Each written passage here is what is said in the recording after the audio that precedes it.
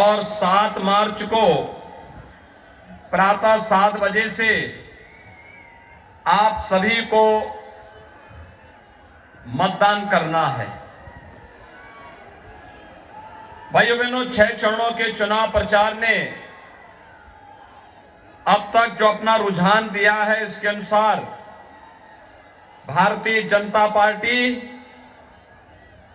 2/3 से अधिक सीटों को जीत करके प्रचंड बहुमत की सरकार प्रदेश में बना रही है।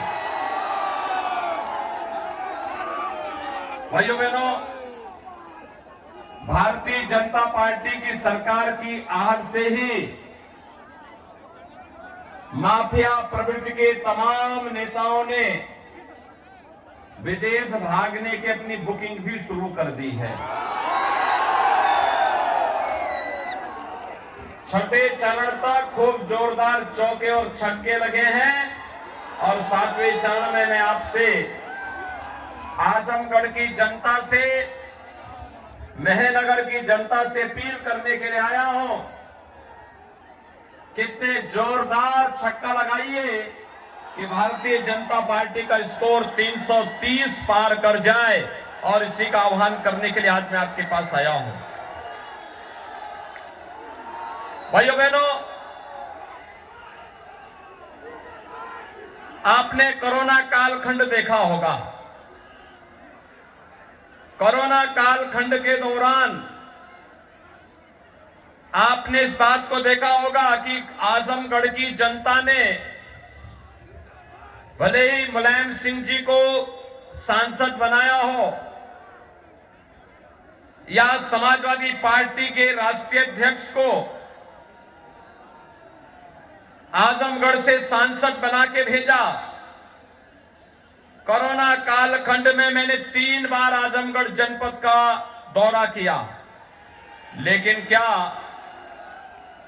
समाजवादी पार्टी के राष्ट्रीय अध्यक्ष जो आजमगढ़ के सांसद थे और हैं, उन्होंने एक भी बार आजमगढ़ की जनता का हालचाल लेने के लिए कोरोना कालखंड में आए थे?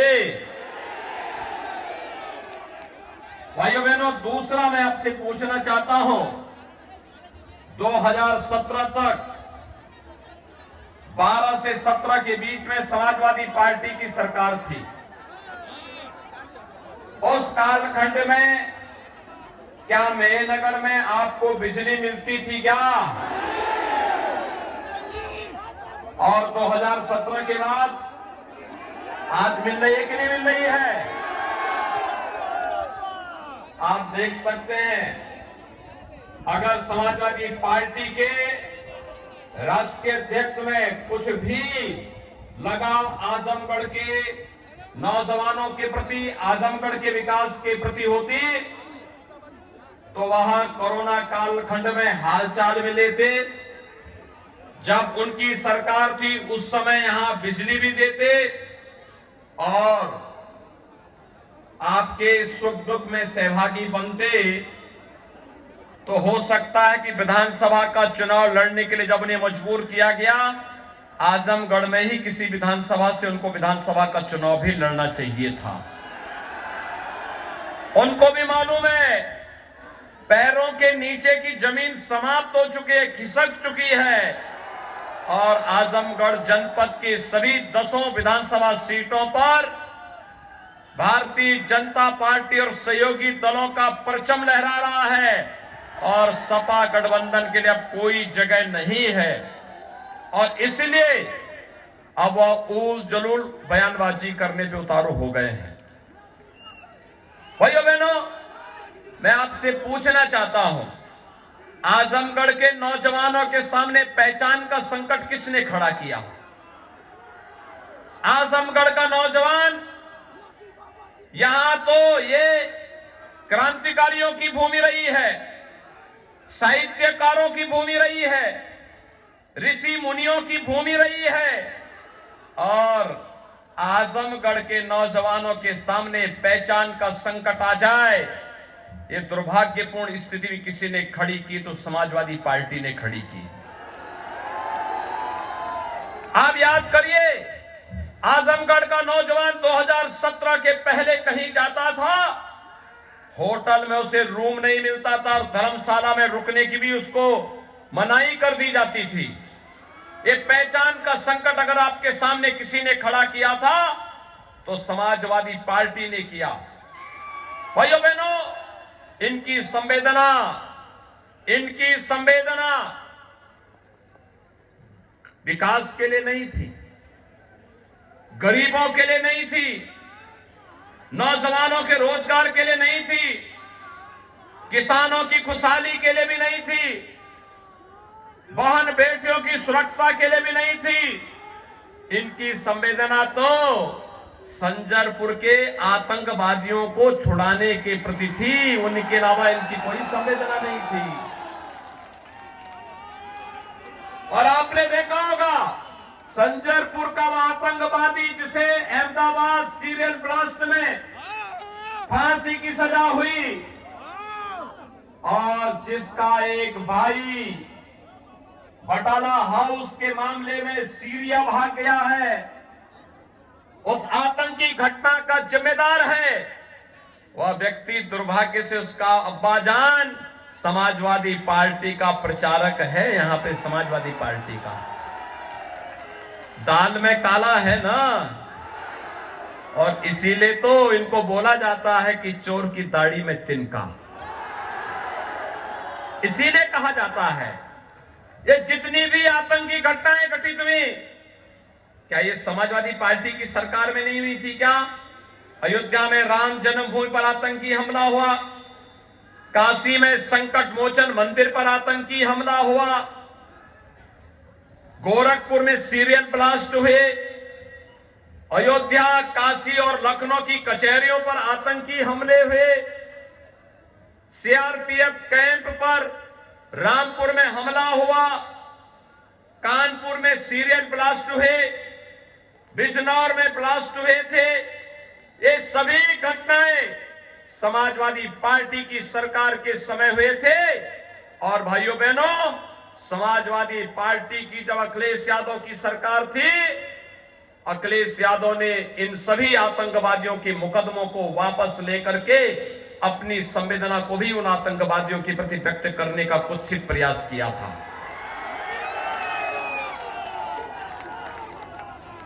इनके समय में दंगे होते थे, हर तीसरे दिन एक दंगा, और त्योहार नहीं मना सकते थे। लेकिन 5 साल में अपने प्रदेश में कोई दंगों का नामो निशान सुना है क्या? भारतीय जनता पार्टी की सरकार के समय आज तो दंगा नहीं होता है। दंगा मुक्त, भय मुक्त प्रदेश है आज उत्तर प्रदेश में, क्योंकि दंगाइयों को मालूम है दंगा करेंगे तो अगले दिन नोटिस चस्पा हो जाएगी, तीसरे दिन फोटो चस्पा हो जाएगी और 5वें दिन नोटिस पहुंचेगी और 7 पीढ़ियां भरते भरते थक जाएंगी, लेकिन भरपाई नहीं कर पाएंगी। इसलिए आज दंगा कोई नहीं करता। हमारी संवेदना गरीबों के लिए है, हमारी संवेदना दलितों के लिए है, हमारी संवेदना नौजवानों के लिए है, हमारी संवेदना महिला और बेटियों की सुरक्षा के लिए है। हमारी संवेदना किसी दंगाई के प्रति नहीं है, हमारी संवेदना आतंकवाद के प्रति नहीं है, हमारी संवेदना पेशेवर माफियाओं के प्रति नहीं है, हमारी संवेदना तो नौजवानों के रोजगार के लिए है। और इसीलिए कोरोना कालखंड में भी जब लोग परेशान थे, मैं आया था, 3 बार मैंने आजमगढ़ का दौरा किया, आजमगढ़ की सारी व्यवस्थाओं को देखा, प्रवासी हो या निवासी सबकी सुविधा का ध्यान रखा, उपचार की व्यवस्था कराई और फ्री में टेस्ट, फ्री में उपचार, फ्री में वैक्सीन। मोदी जी ने, प्रधानमंत्री मोदी जी ने पूरे देश को फ्री में वैक्सीन दे दी। कितने लोगों ने वैक्सीन यहां लगाई? वैक्सीन का किसी ने पैसा तो नहीं लिया ना? यह है भाजपा की डबल इंजन की सरकार का प्रभाव। सपा बसपा की सरकार होती भाइयों बहनों, ये सारा वैक्सीन ब्लैक हो जाता, किसी को नहीं मिलता।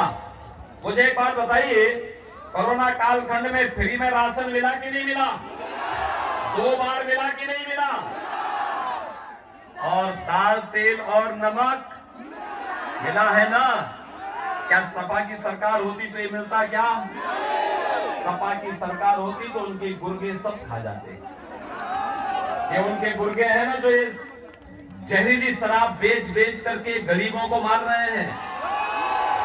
इन माफियाओं को देखा ना, कैसे गरीबों के साथ, जीवन के साथ खिलवाड़ कर रहे हैं। इनकी सरकार होती ये राशन भी खा जाते, बेच देते। और बसपा की सरकार होती तो बहन जी के हाथी का पेड़ तो इतना बड़ा है कि सारा राशन वही हजम हो जाता, गरीब को कुछ मिलता ही नहीं।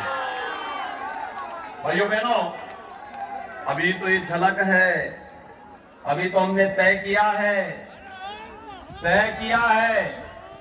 10 मार्च के बाद सरकार बनने दीजिए।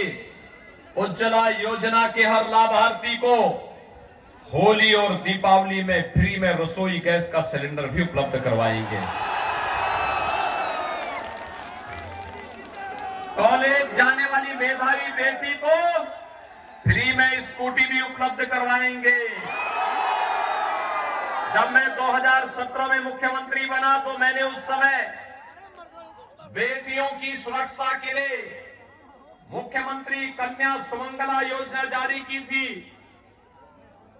बेटी और बेटे में भेद न हो, बेटी के जन्म लेने से लेकर स्नातक तक 15,000 रुपए का एक पैकेज बेटी के नाम पे किया। और भाइयों बहनों, 11 लाख बेटियों को वर्तमान में इस सुविधा का लाभ प्रदेश के अंदर मिल रहा है। 11 लाख बेटियों को हमने तय किया है 15,000 की राशि को बढ़ाकर के 25,000 करेंगे। गरीब बेटियों की शादी के लिए 2017 में मैंने मुख्यमंत्री सामूहिक विवाह योजना चलाई थी। 2 लाख बेटियों की शादी हुई।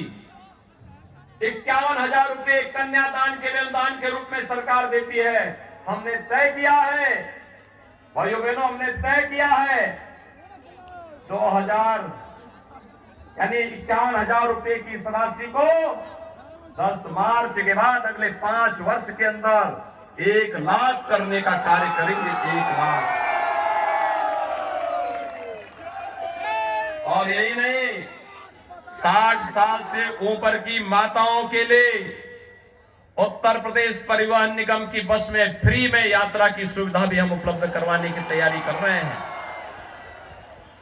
हमने 5 साल में 5 लाख नौजवानों को नौकरी दी, 2 करोड़ नौजवानों को रोजगार और स्वतः रोजगार के साथ जोड़ा। और अगले 5 साल के लिए तय किया है उत्तर प्रदेश के हर उस परिवार को जहां पे कोई नौजवान बेरोजगार है उसको नौकरी, रोजगार अथवा स्वतः रोजगार के साथ जोड़ने का काम। नौजवान को टैबलेट, स्मार्टफोन बांटा जा रहा है, लेकिन समाजवादी पार्टी के लोगों ने शिकायत की है चुनाव आयोग से। हमने भी तय किया है, अभी तो यह संख्या 1 करोड़ है और जब 10 मार्च को सरकार बनेगी 2 करोड़ नौजवान को अगले 5 साल के अंदर टैबलेट, स्मार्टफोन फ्री में उपलब्ध करवाने का काम करेंगे। वृद्धजनों को, विधवा महिलाओं को और दिव्यांग जनों को 300 रुपए पेंशन पहले मिलती थी, समाजवादी पार्टी ने वो भी बंद कर दी। हमारी सरकार आई, हमने कहा इस राशि को बढ़ना चाहिए। आखिर वृद्धजन कहां जाएंगे? निराश्रित वृद्धजन है, कहां जाएंगे? चाय पानी दवा का खर्चा कहां से आएगा? विधवा महिलाएं कहां से उनको कोई कमा के देगा? दिव्यांग जन है, किसके आश्रित रहेंगे? और मैंने वो राशि 12,000 रुपए सालाना की है। 1 करोड़ परिवारों को, भाइयों बहनों, 1 करोड़ परिवारों को 12,000 रुपए सालाना पेंशन की सुविधा दे रहे हैं। और अगले 5 साल के अंदर ये 12,000 रुपए सालाना पेंशन की व्यवस्था 18,000 होगी। 18,000। सपा के नेता परेशान है, कहते हैं कि इतना पैसा कहां से आ जा रहा है। मैंने कहा देखो, उत्तर प्रदेश तो प्रकृति और परमात्मा का देश है, यहां सब कुछ है, नियत साफ होनी चाहिए। तुम लोग नियत साफ नहीं थी, कुछ नहीं कर पाते थे, तो मुझसे बहस करने लगे, कहे कि हम ही विकास कराएं। मैंने कहा कहां, बोलो तो कोई विकास तो बताओ। तो सपा के नेता मुझे एक विकास गिनाए। मैंने कहा बोलो क्या विकास कराए हो? तो कहा कि साहब हमने कब्रिस्तान की बाउंड्री वॉल बनाई है उनका विकास कब्रिस्तान की बाउंड्री वाला। और हमारे विकास की जब बात करती हो भाइयों बहनों, अयोध्या में भगवान राम का भव्य मंदिर के निर्माण का कार्य शुरू हो रही है। अयोध्या ये आपके सामने है, काशी विश्वनाथ धाम आपके सामने है, मां विंध्यवासिनी के धाम को सजाया जा रहा है, मथुरा और वृंदावन को सजाया जा रहा है, भव्य कुंभ और दिव्य कुंभ प्रयागराज का आपके सामने है। और यही नहीं, अगर हम काशी में जाते हैं तो संत रविदास जी के जन्मस्थली शीर गोवर्धन का सुंदरीकरण का कार्य भी भारतीय जनता पार्टी की डबल इंजन सरकार कर रही है। लालापुर में महर्षि वाल्मीकि के आश्रम का सुंदरीकरण का काम भी डबल इंजन की सरकार कर रही है। और संत तुलसीदास जी के राजापुर में भी उनके जन्मस्थली के सुंदरीकरण का काम भी भारतीय जनता पार्टी की डबल इंजन सरकार कर रही है। और आजमगढ़ की तो बात ही क्या करनी है, आजमगढ़ को पूर्वांचल एक्सप्रेसवे से जोड़ दिया गया है ना।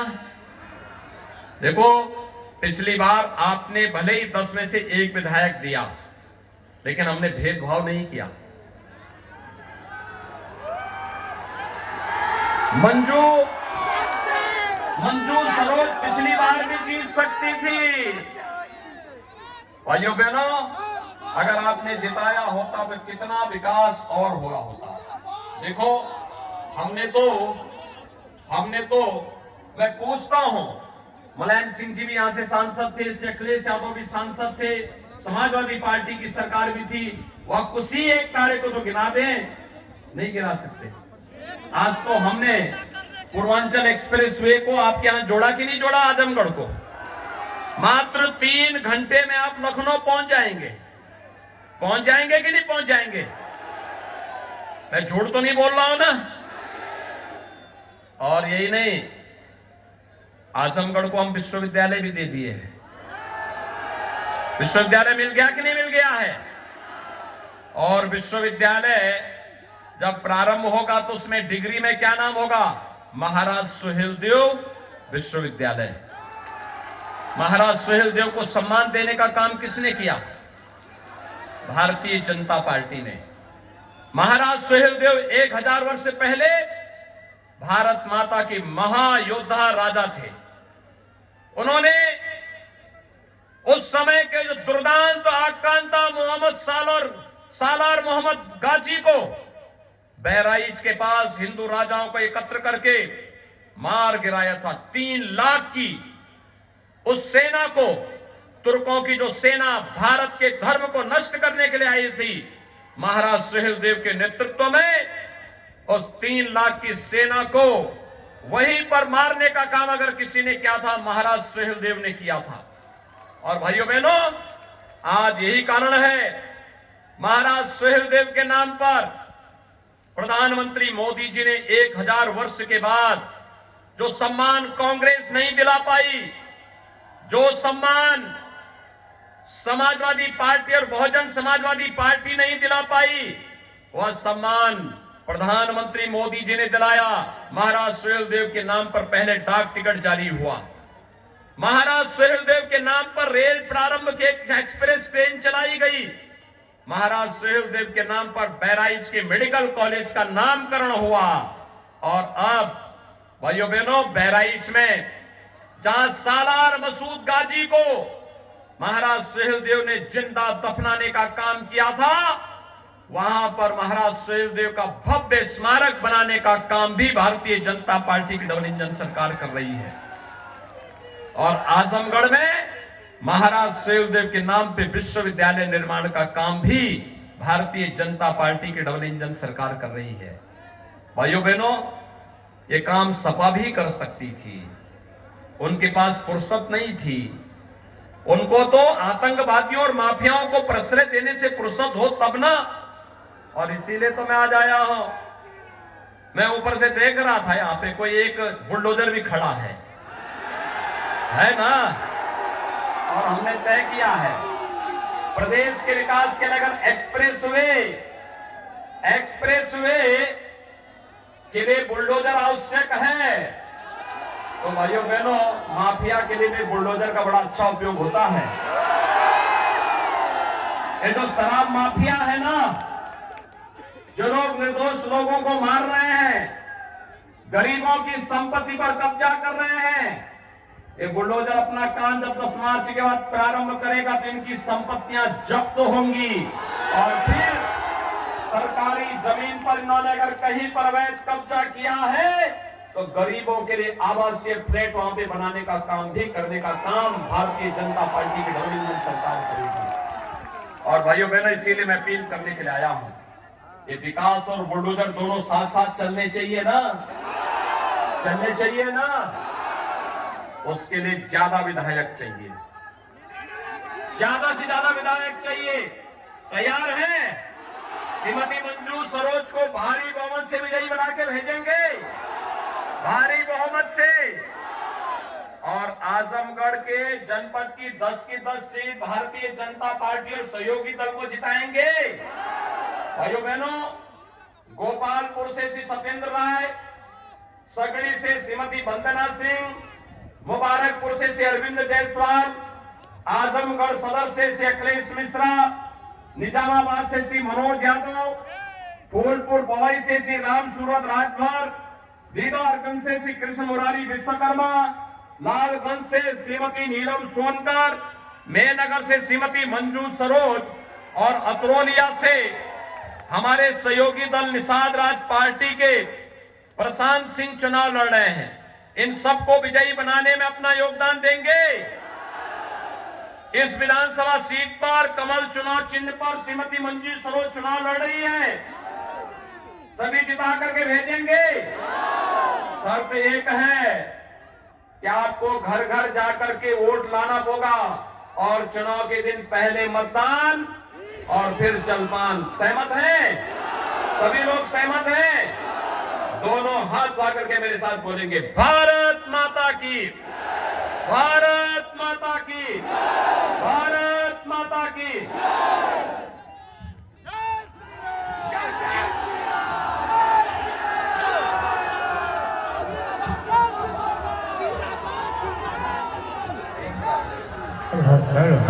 हेलो।